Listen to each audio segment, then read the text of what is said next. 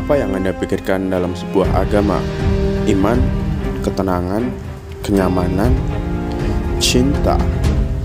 Benar jika Anda hidup di era saat ini. Tapi nyatanya ada sebuah agama yang sangat mengerikan dan menebar teror. Agama ini berkembang di zaman Kerajaan Nusantara. Ajaran tersebut dikenal sebagai Bhairawa Tantra.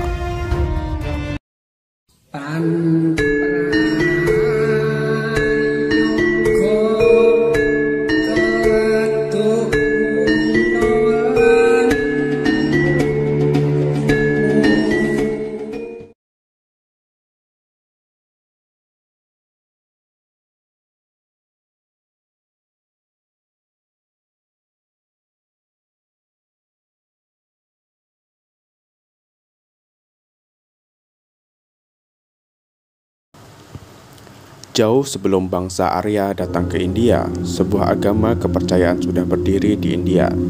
Aliran tersebut dikenal Bhairawa Tantra. Aliran ini memusatkan pemujaan terhadap Dewi sebagai ibu Bhairawa, sebagai sakti atau istri Dewa Siwa. Kedudukan Dewi Durga ini lebih ditonjolkan daripada dewa itu sendiri. Peran Dewi Durga dalam menyelamatkan dunia dari ambang kehancuran ini disebut kalimah sada. Artinya Dewi Durga adalah obat yang paling mujarab. Dalam zaman kekacauan moral, pikiran, dan perilaku, pengikut aliran ini tidak mengikuti sistem kasta dan meda. Dalam menunaikan ajarannya, pengikutnya melaksanakan pancama yang diubah arti dan pemahamannya menjadi pemuasan nafsu.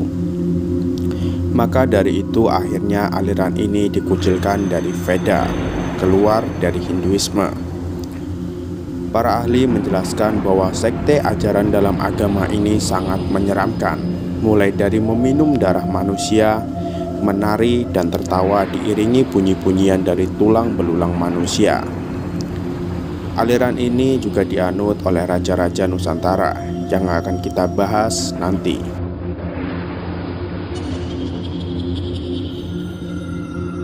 Pada dasarnya, pengikut sekte Bhairawa Tantra selalu berusaha mencapai kebebasan dan pencerahan atau moksa dengan cara sesingkat-singkatnya. Ciri-ciri mereka ini adalah anti-aksetisme dan anti-berpikir. Menurut para pengikutnya, pencerahan bisa diraih melalui sebuah kejenuhan total terhadap kenikmatan duniawi. Tujuan ini secara penuh memanjakan kenikmatan hidup dengan tanpa mengenal kekayangan moral. Dengan puncaknya adalah untuk melenyapkan segala hasrat terhadap semua kenikmatan itu dengan memenuhi segala hasratnya. Seorang pengikut sekte ini akhirnya tidak merasakan apapun selain rasa jijik terhadap kenikmatan tersebut. Oleh karena itu, pengikut ajaran ini justru melakukan ritual-ritual tertentu yang bagi selain mereka dianggap sebagai larangan. Hal ini sebagai usaha agar manusia bisa secepatnya meniadakan dirinya sendiri dan mempersatukan dirinya dengan dewanya yang tertinggi. Ritual mereka bersifat rahasia dan sangat mengerikan, yaitu menjalankan Pancakar Puja atau Malimo dengan sebaik-baiknya dan sebanyak-banyaknya.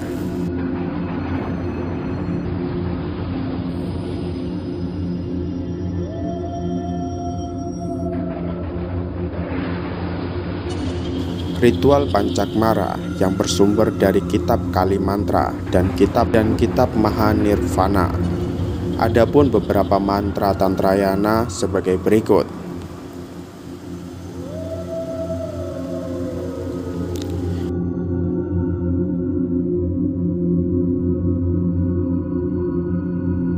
Maksud dari ayat yang dipaparkan dalam kitab Kali Mantra adalah dengan ritual sebagaimana tersebut, maka akan mencapai moksa pada zaman Kali Yuga yang tengah berlaku sekarang. Ritual tersebut adalah sebagai berikut. Malimo tersebut dibagi menjadi matsya, ikan, mamsa, daging, madya, minuman, madra, tarian hingga mencapai ekstase. Maituna, upacara seksual. Matsa yang diartikan jadilah seekor ikan yang menyelami sungai atau lautan kehidupan. Jangan malah menolak kehidupan dan meninggalkan dunia. Mamsa sendiri diartikan sebagai daging, yang artinya walau menyelam dalam keduniawian, tetaplah mengawasi liarnya dagingmu atau egomu. Mada atau mabuk artinya minum dan reguklah spiritualitas. Kalau hidup dialah materi. Minumlah spiritualitas itu hingga kamu mabuk dengannya. Maituna atau seks, yang diartikan capailah orgasme spiritual, satukan sakti atau kundalini dengan atmamu, usahakanlah benar-benar akan hal ini. Yang terakhir, mudra, sama saja dengan meditasi, yang diartikan capailah peleburan dengan asal-usulmu, itulah kesempurnaan. Sementara untuk prakteknya sendiri sebagai berikut. Praktek malima adalah dengan menyembelih perawan yang diutamakan belum masuk masa haid sebagai wujud persembahan kepada dewa yang maha agung. Kemudian meminum darahnya secara bersama-sama, tertawa-tawa, menari dengan diiringi oleh bunyi-bunyian dari tulang manusia yang dipukul hingga menimbulkan suara gaduh. Ritual dilanjutkan dengan makan dan minum bersama. Setelah itu, dalam acara yang dilakukan lapangan yang disebut kesetra, para peserta ritual melakukan persetubuhan massal yang kemudian diikuti dengan semedi, petapa atau meditasi.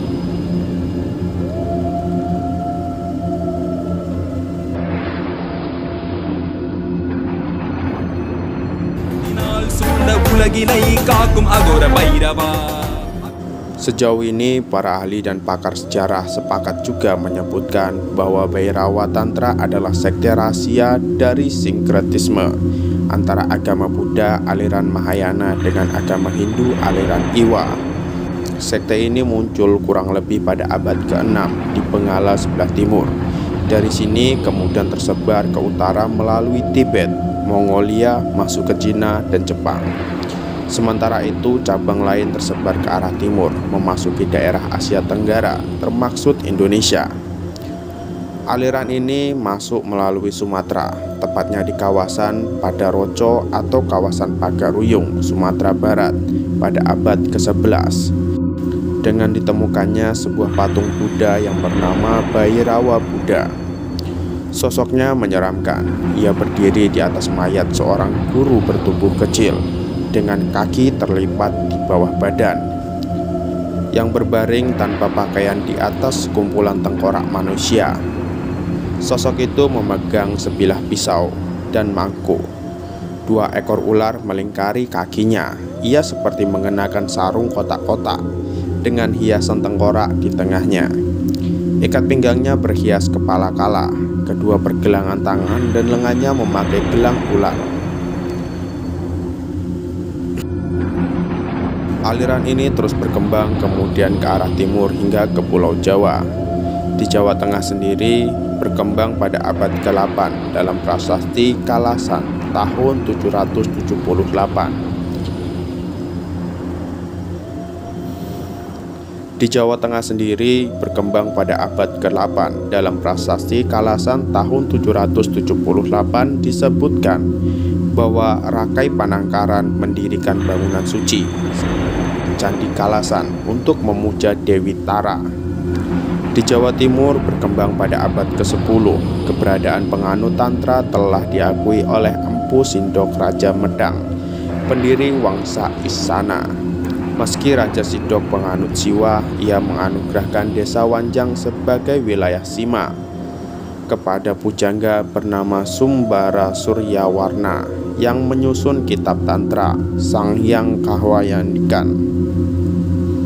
Di kawasan Sunda sendiri, ajaran ini berkembang pada abad ke-16 melalui naskah kuno karya anonim Cerita Parahyangan. Sementara di Bali sendiri ditemukan sebuah bukti arca Bhairawa Bima.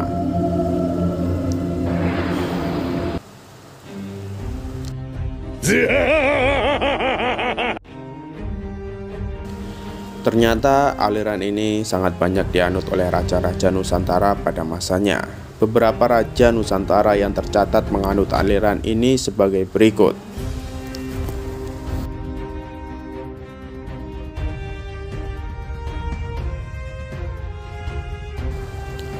Beliau merupakan pelanjut dari dinasti Mauli, penguasa pada kerajaan Melayu yang sebelumnya beribu kota di Dharmayasa. Dan dari manuskrip pengukuhannya, ia menjadi penguasa di Malayapura, Suwardabumi atau Kanaka Medini pada tahun 1347. Dia sendiri adalah pendiri kerajaan Pagaruyung yang berada di Sumatera Barat dan beberapa di Riau. Raja Adityawarman penganut ajaran Bhairawa Kalacakra untuk mengimbangi Raja Pagaruyung di Sumatera Barat yang menganut Bhairawa Heruka. Beberapa dijelaskan dalam Prasasti Suwarso yang berangka di tahun 1297 Saka.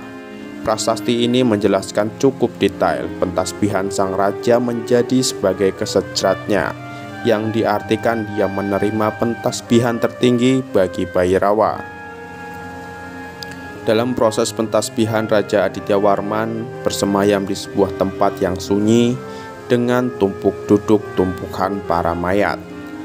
Moen, sang pakar sejarah, menjelaskan bahwa lapangan tumpukan mayat adalah tempat yang suci. Digambarkan Raja Adityawarman sambil tertawa-tawa sebagai setan dan minum darah. Sementara korban manusianya yang besar bernyala-nyala menebarkan bau busuk tak tertahankan. Tetapi bagi orang yang sudah ditasbihkan berkesan sebagai harumnya berpuluh-puluh ribu juta bunga.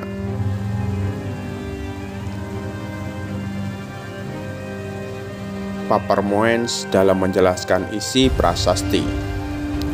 Selain Adityawarman, raja di Jawa juga menganut aliran ini, di antaranya Raja Singosari Kertanegara, yaitu Tantrayana aliran Kalacakra.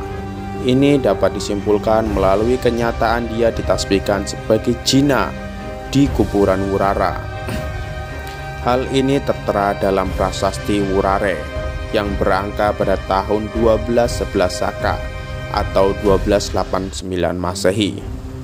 Arca pentasbihannya di mana pada lapiknya tertera berita soal Wurara, yang merupakan wujud aksopnya yang kini dikenal dengan nama Joko Dolok.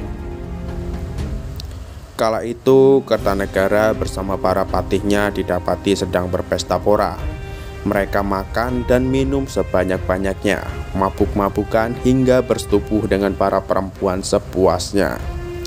Kertanegara pun lengah. Dengan mudahnya mereka pun diserang oleh tentara Kediri. Di kerajaan Sunda Pajajaran pun diketahui ada sejumlah raja penganut tantra, di antaranya Sri Jaya Bupati dan Raja Nilakendra atau ayah Prabu Surya Kencana, raja terakhir Pajajaran. Selain tokoh raja yang sudah disebutkan, ada juga tokoh janda penganut aliran ini yang dikenal sebagai calon arang. Kisah calon arang sendiri bisa kita jumpai dalam serat calon arang.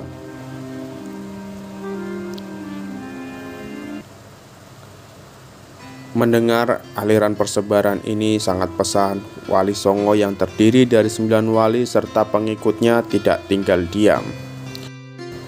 Pada masa itu, masyarakat Jawa sangat sulit menerima aliran Islam karena doktrin dari aliran ini sangat kuat terhadap masyarakat Jawa.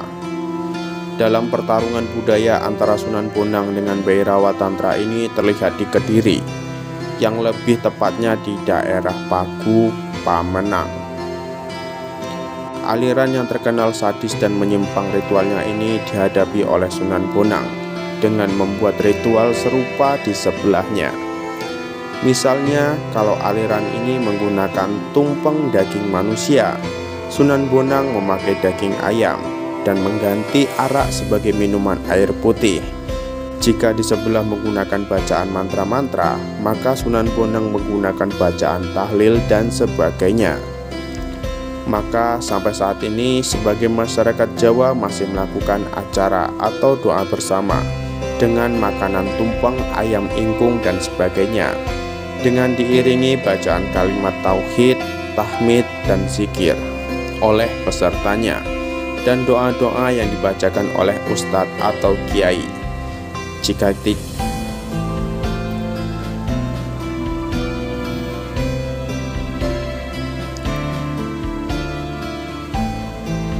seperti yang dilakukan Wali Songo. Jika tidak melalui pendekatan yang dilakukan oleh para Wali Songo, mungkin saya dan beberapa penonton di sini masih menganut aliran tersebut.